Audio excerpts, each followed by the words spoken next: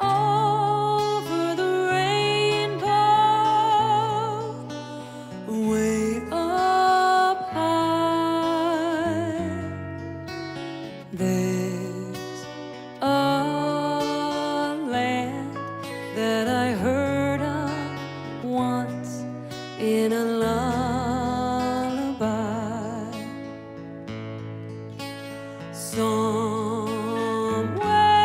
Somewhere over the rainbow, skies are blue,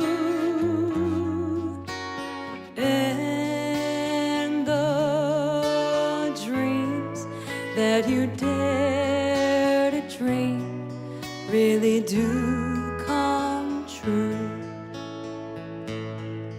Someday I'll wish upon a star and wake up where the clouds are far behind me, where troubles melt like lemon drops away above the chimney tops. That's where you'll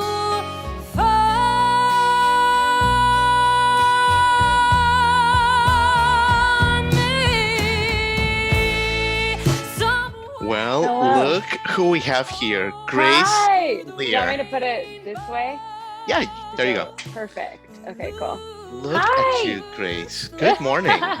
Good morning. Unbelievable. You know, the last time we saw you, which was only like a month ago, I just have to say, since then, you've put out like a single that is like Yes. trending like all over.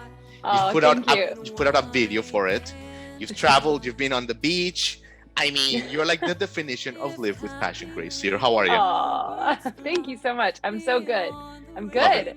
Love to It's hear been it. really hot here in Nashville, but we're getting It through it. has, I know. Barely, I have to say. Yeah. Oh my God, Grace. And you know, all kidding aside, you know, one of your life mottos is that quote from Jennifer Lee, right? Like, be fearless in the pursuit of what sets your soul on fire. And we thought that was such a powerful quote, Grace. And once you find this in one's life, it's really like everything, isn't it, Grace? Like, it makes everything so easy, right? Yeah, absolutely. I feel like I grew up with, my mom and dad were just very big on, don't chase the money, don't chase the fame, just chase what you love and everything else will fall into place. And as long as you're doing what you're passionate about and what you love, then that's a happy life. So I try to Yeah. do that every day. Yeah. And it keeps you going like through the bad days and all the good days as well.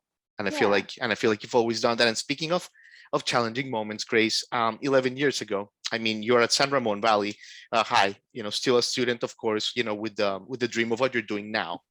And I Mhm. wanted to ask you around Thanksgiving, right? Because it's like Thanksgiving and you are honoring your friend, a fallen Marine, your friend Josh Corral.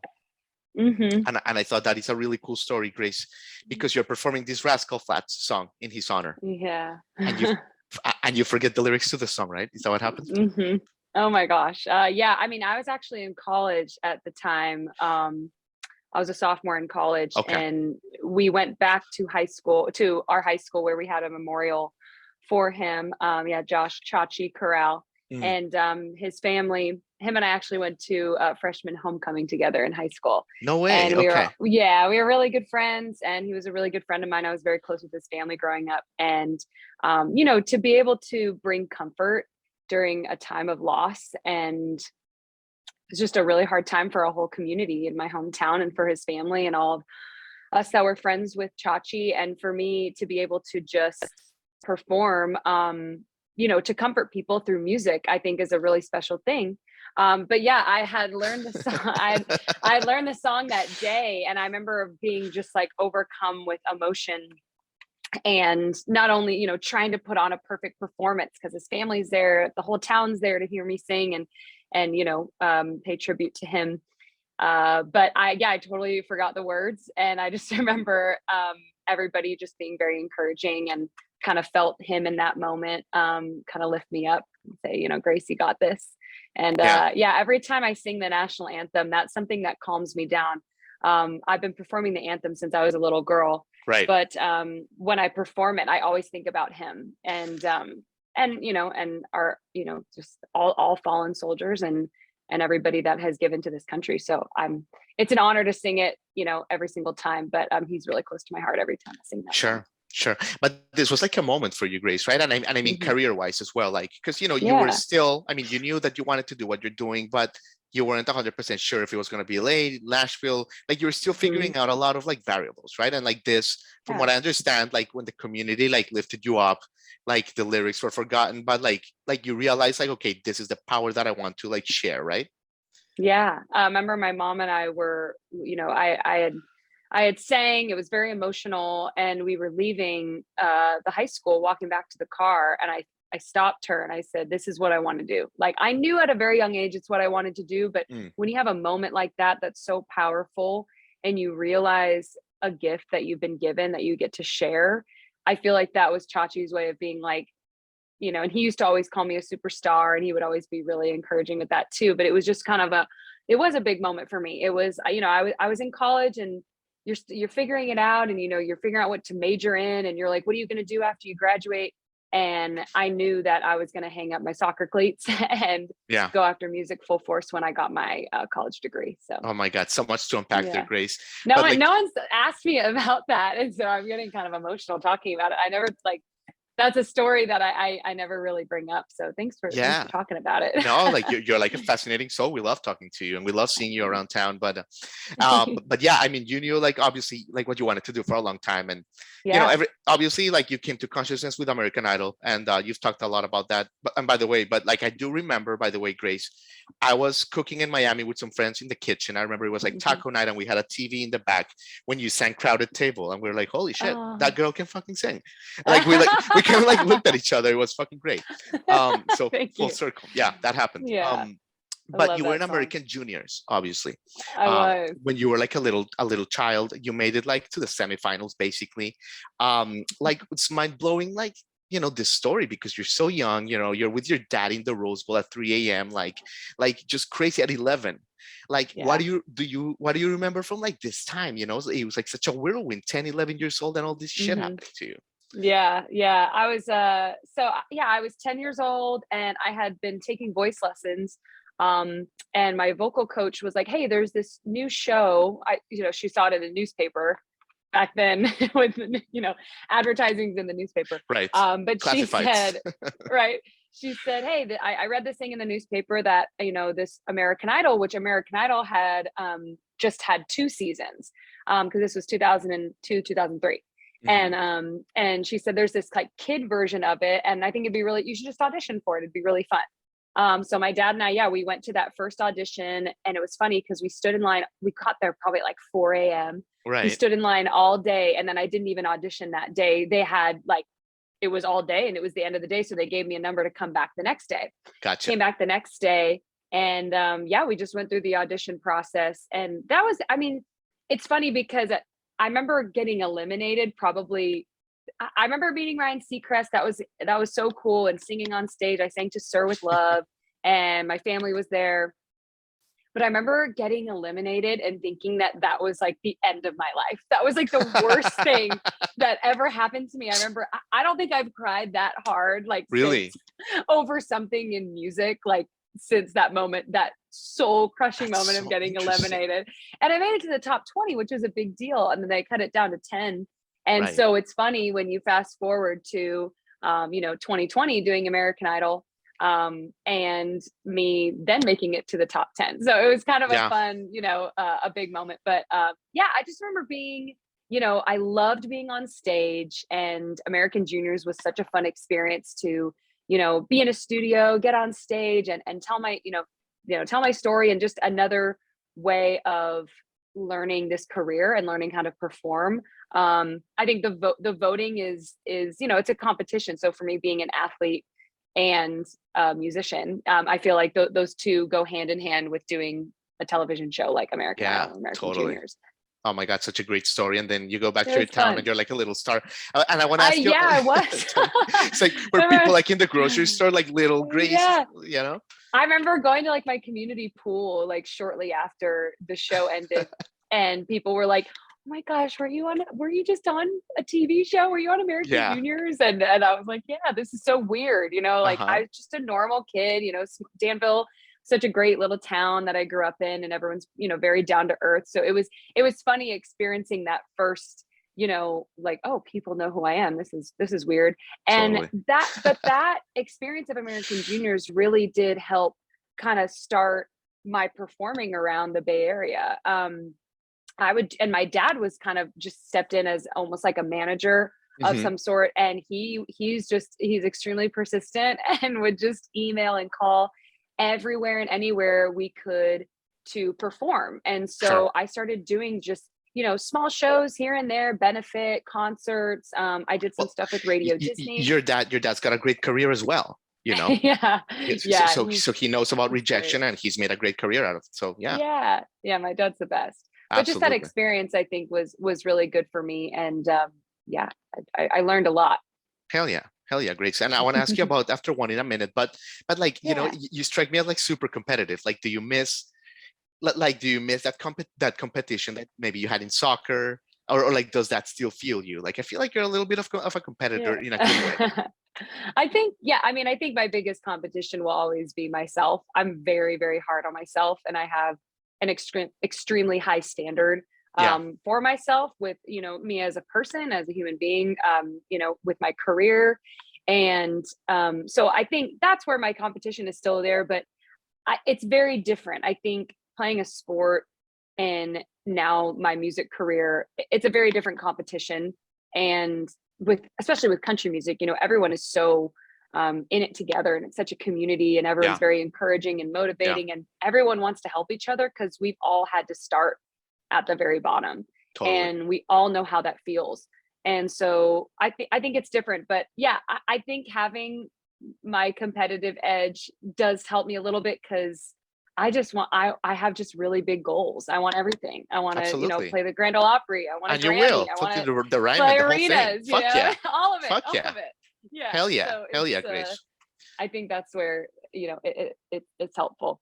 Absolutely. Absolutely. And actually, let me ask you about that, because I remember in 2020, everyone was like growing as people, people were like shedding stuff like in their personas, like, what are you like competing with you against right now? Like, when you say you're competing, like, what, Grace Lear, like, your career aside, like, what is something that like you're like working on, maybe as a person, as a human, like, take us a little bit in there. Like, what are you working on? Yeah.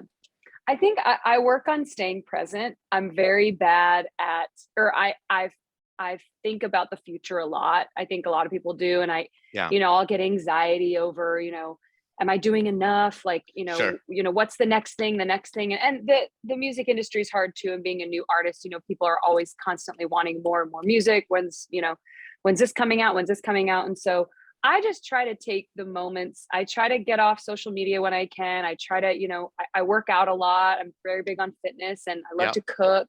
And so I think I'm working on with myself is just to take those moments to be present with the people that are in my life. Instead of, just looking on to the next thing, or constantly trying to look forward. I think Oh, totally. it's easier said than done. But yeah, I think we all deal with that. Is to just, one of my big things at the beginning of the year was just to stay present, Yeah. and take in the little moments too, like CMA Fest, which is the last time you and I chatted. I mean, it's it's those first moments for me that are gonna, I'll Mhm. always remember those. CMA Fest next year is not gonna be the same. Right. I've Right. done it. So, and Right. putting out my first EP is not gonna feel the same. It's my first EP. It's my first record that I'm ever giving to the world. And I've been singing since I was a little girl. So Yeah. I'm trying to just take in those moments and soak it all in. It's so important that a lot of, like, my musician friends here, everyone is working so hard, like you say, putting out the next single, putting out, gigs every weekend, the whole thing. And Hmm. no one ever like stops and say, you know what, Grace Lear already, you know, has created such an Yeah. impact for like her whole California community. She's making a name for herself. Like, by the way, your EP that is going to come out in September is going to be a huge hit because people already love you as a person. Mm, Like, your name is thank like you. a standard, you know what I mean? So, like, it's good to like step back and see what you've done. But Yeah, yeah, I think everybody should do that. We're all moving so fast, and it's such a hustle culture that we live in. But I yeah, know. to take those moments and pause and and give yourself, you know, a pat on the back and say, hell yeah, look at what I've done. I love it. One I of love my favorite quotes, I read it on social media. I don't know who it's by, but it's like, you're currently living something you once Yeah. manifested. Like you once, you know what I mean? Like Totally. that is so powerful. It's like, wait, for me, I've always wanted to do music full time. And that was Mhm. something I used to talk about and I wanted and I Right. manifested. Yeah. So think about how much more you can manifest and Grace think Leer. of like, you got Grace this, Leer, you know, it's you pretty played special. you played CMA Fest, you've played a sold out city winery, like you're doing so much shit. I know you're thinking about the Opry and you'll get all that. But like, yeah, enjoy the process. Like I get that. Thank you. All right. Let's talk about, After One, a couple things here that I really love, like the video. Let's start with the video, like Okay. the necklace. What is the story with I'm the ready to go. necklace? Because Yeah, so that's actually just the visualizer. We have a more in-depth music video coming out Okay. very soon. Yeah, Okay, so cool. that's but that was really cool. And yeah, this is my grandma's necklace, my grandma Bonnie. She passed away June 2020, and she passed this on to me when she passed away, and it's something that's really special to me. And I remember when we were taking those pictures in that red dress, I was like, I want to wear my grandma's necklace with this red dress. And That's so cool. I did tell my stylist when we were putting the outfits together for the photo shoot, I said, I have my grandma's necklace and I want to wear it with something. And she was like, okay, I'll keep that in mind. And so the red dress was perfect. And yeah, I remember, one of the last time I saw her was her 92nd birthday, and she was wearing it on her birthday. And I said, Grandma, I love that necklace so much. Oh my gosh, it's a squash blossom. And she was like, okay, well, you can have it, Gracie. It's yours. Oh my God. And my dad, I didn't know, there's all the divvy up of everything when someone passes. And so it wasn't until Christmas that my dad gave it to me for Christmas, and I just lost it. So it's very near and dear to my heart. Powerful. I feel every time I wear it. Yeah. So it's my God. it's great. You gotta wear it when you play like the Opry for the first time. Oh yeah, absolutely. For sure. Yeah. I'll take her with me. Yeah. All right. Let me leave you with this, Grace. I mean, the songs, like After One, which like all your songs are so like, I love it because they're so relatable, but you do it in like a very like, you don't go overboard one way or the other. Like you play it like so you connect with all these experiences. Are these like real life experiences, Grace? Yeah, I mean, a lot of my EP, it's going to be a lot of heartbreak stuff. I wrote it, it's funny with music because right now I'm in a very happy relationship, and I'm all good. I've met your boyfriend, great guy. Yes, you met him, Tyler. Yeah, he's wonderful. But I mean, when I was writing this record, I was going through it, and Sure. For me, when I go and co-write with people, I try to lead with that, as much as like there might be some cool, clever titles, or there might be some, some interesting songs to write. But for me, what I like to lead with is, hey, this is what's going on in my life. This is an idea I have because I think people can relate to it. That's typically how I start every single write that I have. I try to lead with that, with my heart, and all the way back to Brought a Girl. I mean, that was just a true story, start to finish. And that's how we wrote the song. I said, hey, this happened to me, and we wrote it. Yeah. And with After One, that kind of just is more a song about a feeling. I feel like Brought a Girl was a story, start to finish, very 90s country in that way. After One, I knew I wanted to be my second single because I think it shows a different side of me. I think it shows that heartbreak feeling and really going through it and the struggles of it. Whereas Brought a Girl was kind of cheeky, almost like keeping it lighthearted, even though it was a shitty situation. Yeah. But with After One, it's hard to move on from someone. It's especially when it's late at night, especially when you have that one drink or you see that one text on your phone and you're like, damn it, I thought I was moved on from this and I'm totally not. And this is harder than I thought. So that was for me, Tate brought in the idea of After One, Tate Howell, who co-wrote it with me. And then we all just kind of started giving our own take on it. And I took it from my own experiences trying to move on from a relationship, watching my girlfriends and guy friends try to move on from a relationship, and how hard that can be. So amazing. That's what After One is. And I'm glad everyone's loving it. Well, Grace Leer, you have said it all for today. What do you got going on today? What's a typical day for you right now? What do you got going on? Gosh, I've been writing a lot. But yeah, no, I have a couple more interviews after this. And then I'm writing and doing social media and just we have another single coming out very soon. So there's more in the works. Of course there is. We're just getting started with the Grace Leer experience. This is just chapter 2 of 20. I love it, Grace. Thank you so much. What a great way to start the day. Appreciate you. Thank you. Take care. See you around. You too. Bye. Bye.